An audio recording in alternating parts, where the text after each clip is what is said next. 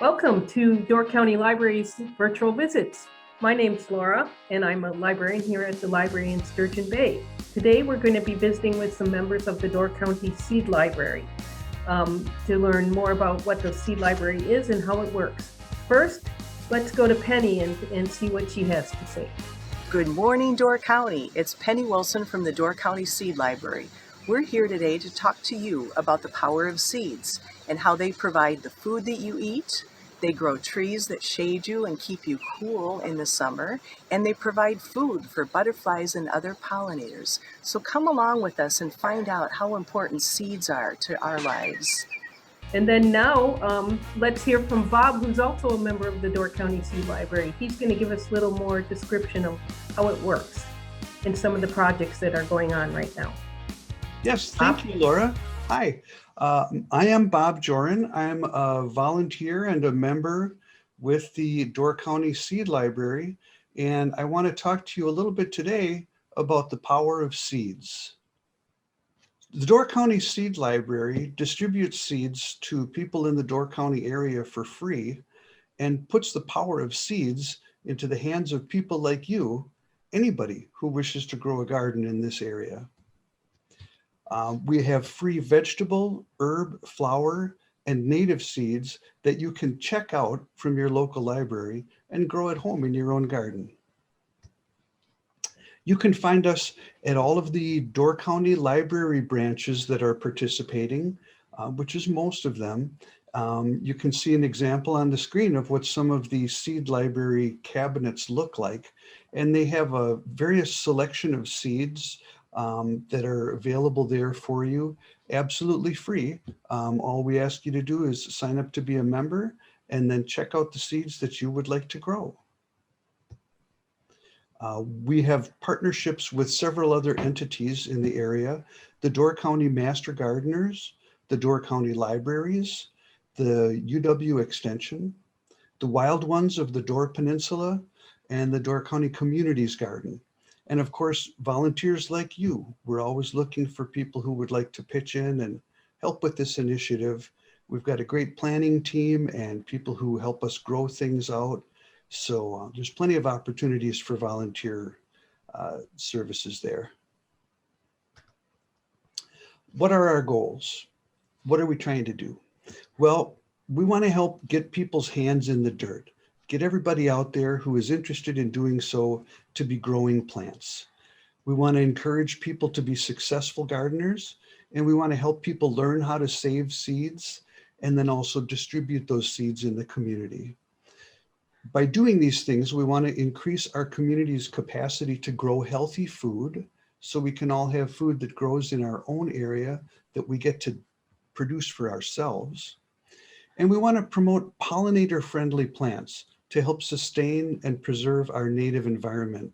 And the pollinators, I can't say enough about how important it is with the butterflies and bees that help distribute the pollen from plant to plant. We're in a space right now where they really kind of need our help. And by growing things that are good for pollinators, you can chip into that effort.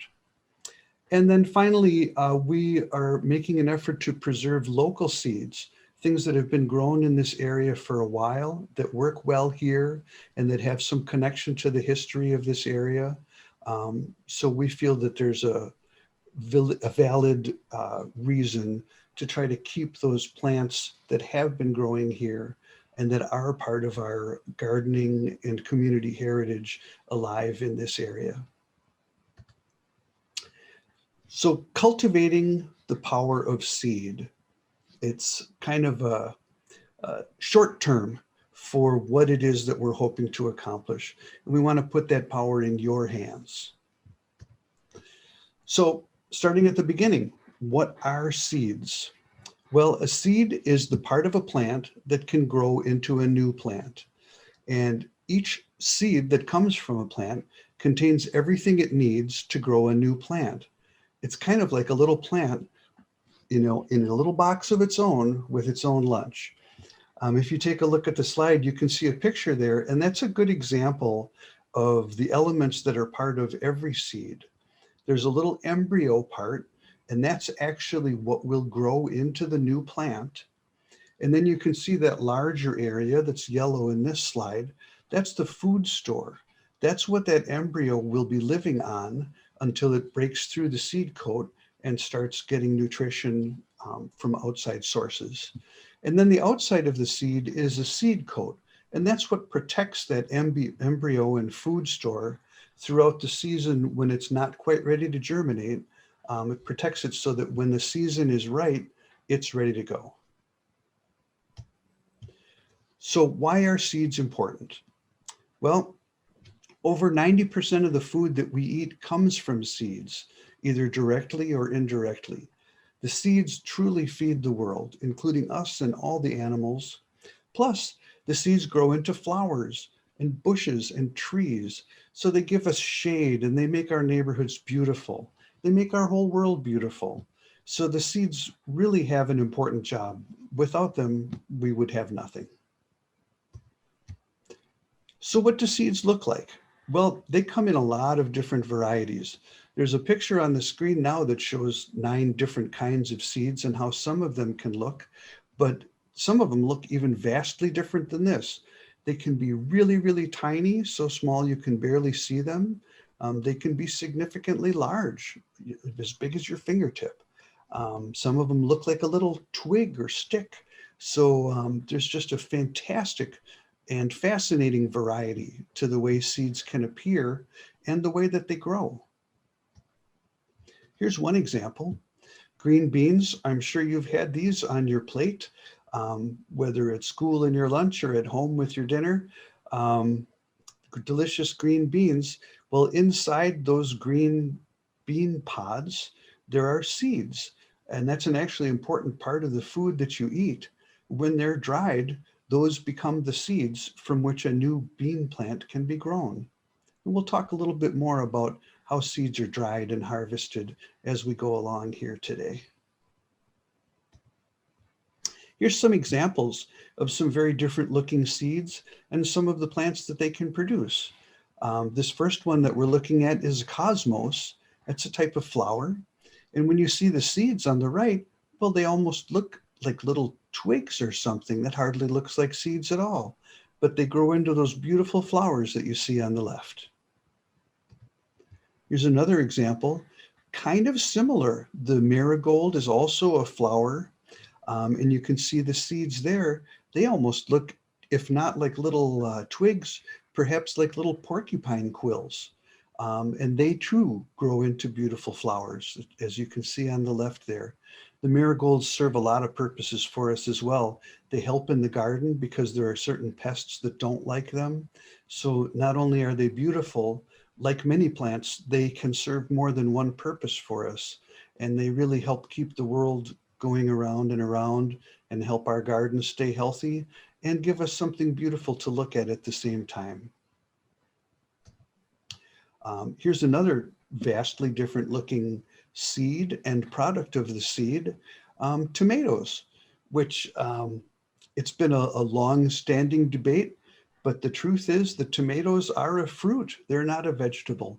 And the reason that they are technically a fruit is because they contain the seeds inside them. You've probably noticed that when you bite into a tomato or when you see one that's cut open, there are little seeds in that tomato. And they're just tiny little things. You can see them in the palm of that person's hand. And that little tiny tomato seed can grow a big plant that can yield a whole lot of tomatoes and a lot of food for your family or for whomever you choose to share it with. We'll talk a little bit more later on, and tomato seeds are one of the examples of a harvesting process that we'll look at just a little bit today. So where do these seeds come from? Well, most of them come either from a flower or a fruit, just as they were in the examples that we just showed. When flowers die and they dry out, they form seeds right where the flowers used to be. The kind of a good example of that is in the picture on the right there. The picture on the left shows how fruits have seeds inside. In this particular example, this is a pumpkin. And you probably remember from when you're carving your pumpkins at Halloween, that pumpkin is just full of seeds. And so that's where they come from. Well, where can people get seeds if not directly from their own fruits or from their own gardens or from their own flowers? You can buy them. Certainly, there are a lot of stores that sell them, and absolutely nothing wrong with that. However, one of the downsides with the retail market or the way businesses choose to sell seeds sometimes is that there will be a very limited selection. Or you might have a particular seed that you like, and then the company decides to stop selling them. And when that happens, if we don't have a way to continue making the seeds for ourselves, it's just no longer available for us. So instead of buying them, you can get free seeds from the Door County Seed Library. And if you grow things and you save the seeds from what you grow, you can grow your own favorites each year. And you can share those seeds with your friends or the other people that you know in your community, and maybe they will share seeds with you too. In this picture, you can see the seed bundles that the Door County Seed Library has given away for the last couple of years. Because we weren't able to have the libraries open and have people going in and getting their own seeds in 2020 and 2021, we gave away prepackaged seed bundles. And that worked pretty well.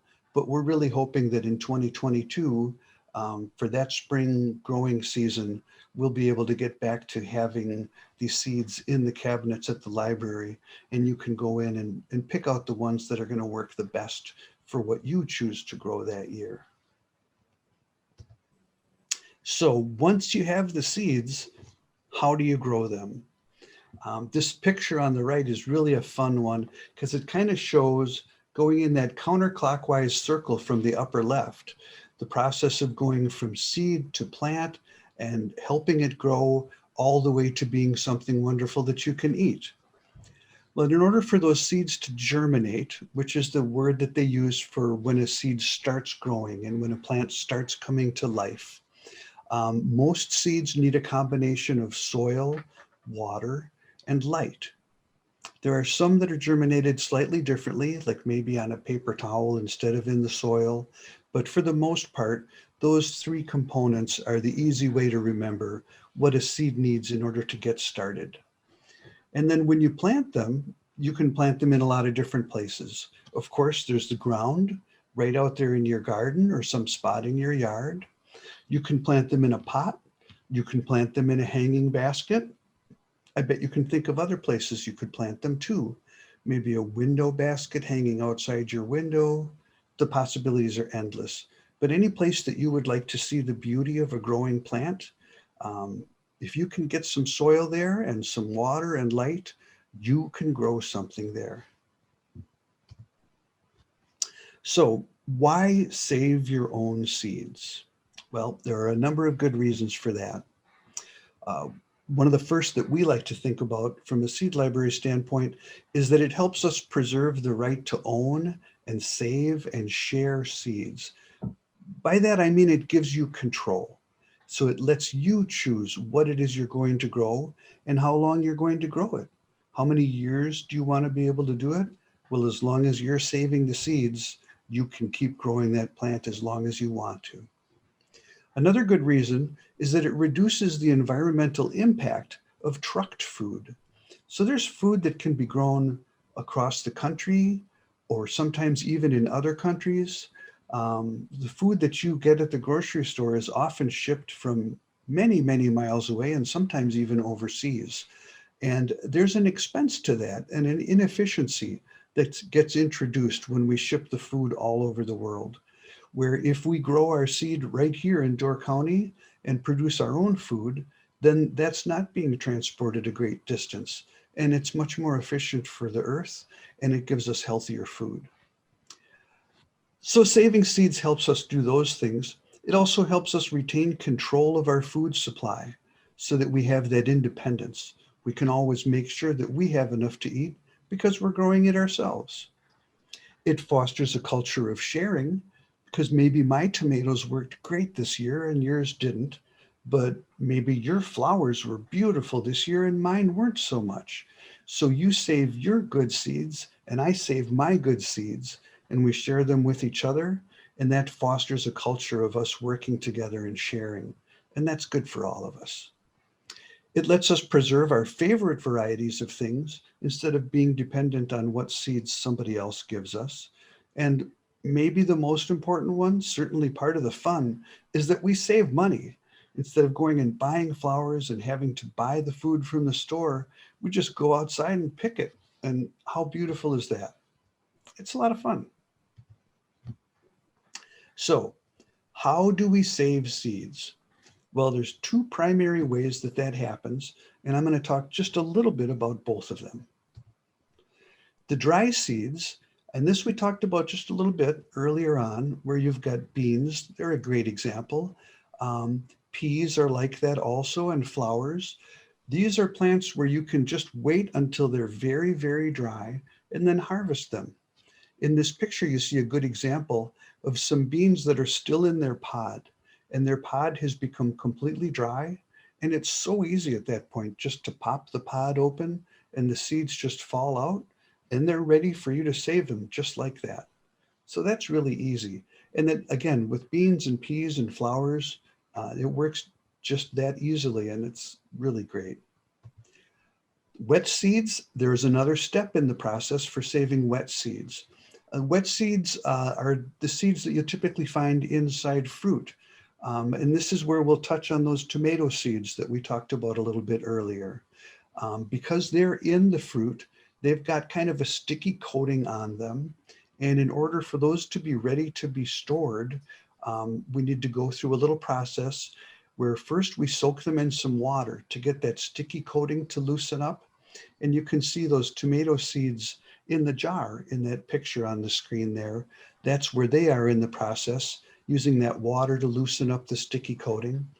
Then once that's removed, you can spread those seeds out on a piece of paper and let them dry. And once those seeds are perfectly dry, then they're ready to be saved and stored for the next season. So how do we store them?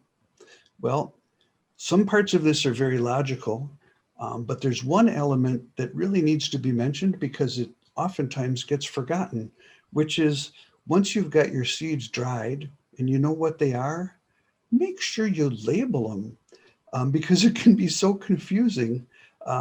We here in the Door County Seed Library sometimes end up in a situation where we'll have one table with a lot of different kinds of seeds on it. And if we didn't have them all labeled well, it would be really hard to remember which one is going to grow what. And of course, you want to stay in control of that so that you don't end up with a seed that you plant just to get a surprise because you have no idea what it'll be. So you want to make sure you label those seeds. And then when you store them in a cool, dark, dry place. And the reason for that is that the germination process, or that process of having the seeds try to come to life and become a plant, that can get a false start. If they get too much light or if they get too moist, they might think, oh, it's spring, I should start growing. So we want to make sure that that doesn't happen by storing them in a cool, dark, dry place. So if you want to see how we save seeds, right now, we have a couple of demonstration gardens that are planted. These are in the city of Sturgeon Bay, and hopefully that's convenient for you. We've got one that's right at the Sturgeon Bay Library, and then another one that's just a couple blocks away outside of the Door County Historical Society. So what we are doing there is we're creating a demonstration garden where some plants are being grown starting from seed. They're going to go through their whole growing process, and through the season, you'll be able to stop in and check out how that's working. And then at the end of the season, those same plants, we will harvest the seeds from, and those will be part of the group of seeds that we can give away next year. So that whole cycle of life repeats and continues. And the demonstration gardens give you an opportunity to see how that works. We're here at the Sturgeon Bay Library at our first Seed to Seed demonstration garden. In this planter, we planted several varieties of flowers and herbs that our ancestors grew 100 years ago, including purple basil, marigolds, and nasturtiums. In this demonstration garden, we're going to be allowing these plants to flower, and then we'll allow them to dry out and go to seed in the fall.